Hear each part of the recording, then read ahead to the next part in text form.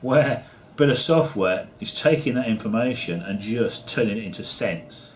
And rather than somebody having to follow the hashtag and get confused at what point they're at, they can join in and watch, or join in the conversation if they log in, because they need to be registered in the system to join in this part of the conversation. They could join in it on Twitter anyway, right? But if they're logged in through here, then their information gets digested and processed, and at the end of the conversation it will produce a report on what went on for the hour.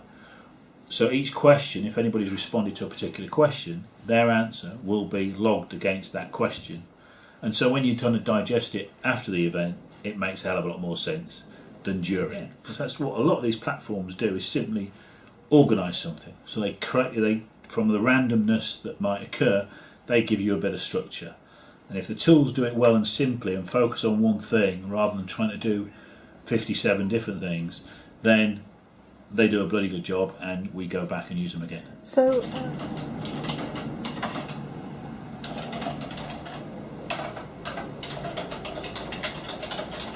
I'm just typing in the question, just thinking when I need to put them in, because this is so smooth in terms of allowing people to respond, and then people are talking to each other. Doesn't need it. A guy came in then and he said, he's the crowdfunder, he says, "This chat is a great dinner party, nice to meet everyone here. Who's serving the drinks?" Right? So I just said, "That'll be me. What would Sir like?"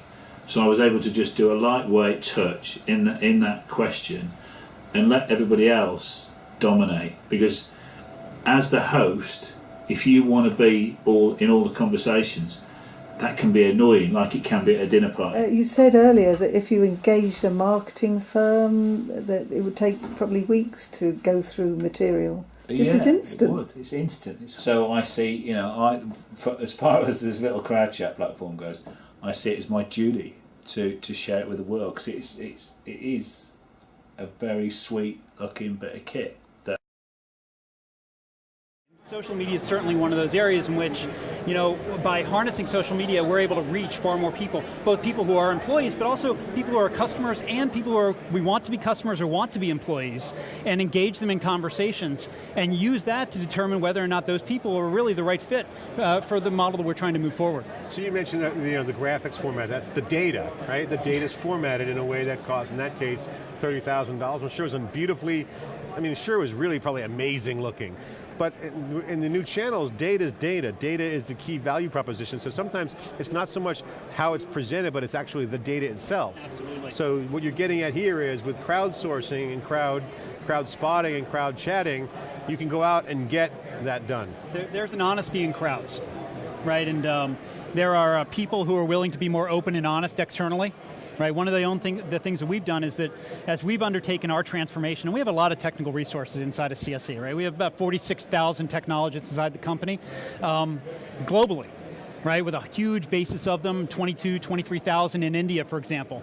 And we've had to overcome a lot of elements, because it's really easy to project a message out in kind of the read-only web, which is kind of, here's Dan as a talking figure up on the web, and here's what I have to say. It's totally different when it's unscripted and normalized, and where people feel that the real truth is coming out externally. And there's just an honesty that comes with your external, being willing to say and have conversations externally. What's your experience like? We love it. We use it about once a month.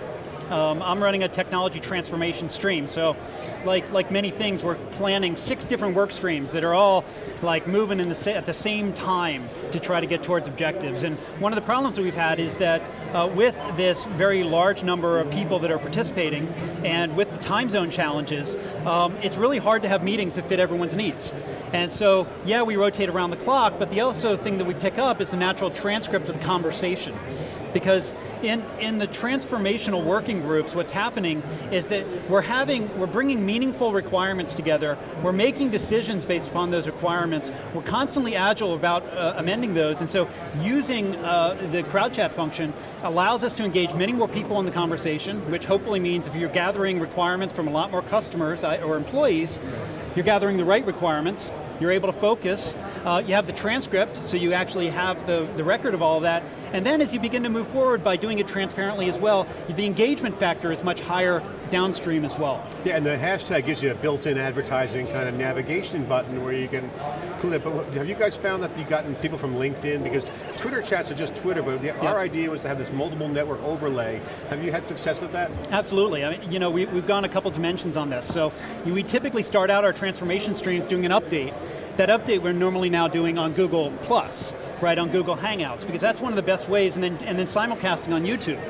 And so we're kind of briefing the world on what we're doing, and then we're dropping back into the discussion, right? Is it right? Is it wrong? Have we thought about X? Have we thought about Y?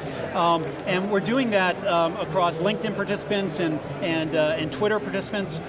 Given our population, right? We have a lot of people that are on LinkedIn. They tend to be more senior in their careers, and to some extent, the more technically savvy are on Twitter. But having the bridge between the two worlds is actually really important for us. So, and then you got the not only the data for everyone to consume asynchronously, but then you got the data science behind it. So I got to ask you, is that going to be, you're going to do more of that? And two, do you think our business model of freemium and the paid data science is a good strategy?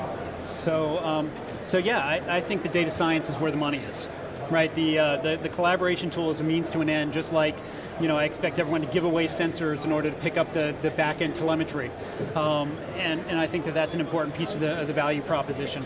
For us, what's important is the engagement models, right? Anytime you're trying to affect change, what you're trying to figure out is who are the influencers. And so by being able to see who's engaged around what, where their sweet spots are, how they're engaging, who they're also engaging with, what their social network looks like, you begin to kind of peel back the onion on this, and you begin to recognize that big data is incredibly rich that we can begin to harvest. What are some of the feedback going? Do people like it? What's your general takeaway?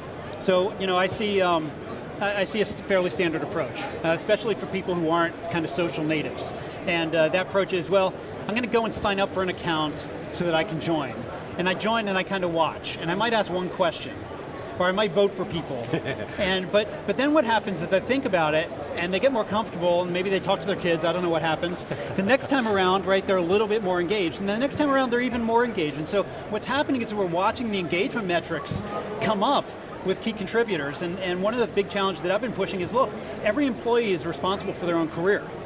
And so having something that you want to say in the marketplace is incredibly important, and convincing people that this is a suitable forum, right, that in which it's really safe for them to go out and have an opinion, even if it conflicts with me or the executive management, is incredibly important. And we have support all the way up and down our executive ranks for that. It's like, who's my HDFS, high availability master?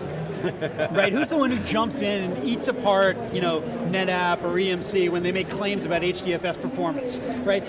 Now all of a sudden, like, I know who that person is, and that's incredibly valuable when you get into the micro-segmentation that's certainly now possible because of the deep analytics. So final segment on this, and we'll move on to the next one. For the folks out there, share with them, in your opinion, whether it's an investor or a potential customer of CrowdChat, why they should use it, use the freemium, and/or adopt the CrowdChat model. Well, I think it really comes down to it's really a open platform of engagement, and you need the platform of engagement in order to capture the information. But you're not using the engagement platform in an unmanaged way. The really important thing is to have a goal in mind, and to kind of judge your position against that goal requires the analytics. So for me, being a goal-oriented person, I want to know what the analytics are and how I'm closing in on my goal. And so I need the engagement platform to collect the data, i.e. that's my sensor, right? But the really important data is actually in the big data store behind it that I'm using to actually find the right kind of operational tweaking of my model to get me to that goal faster.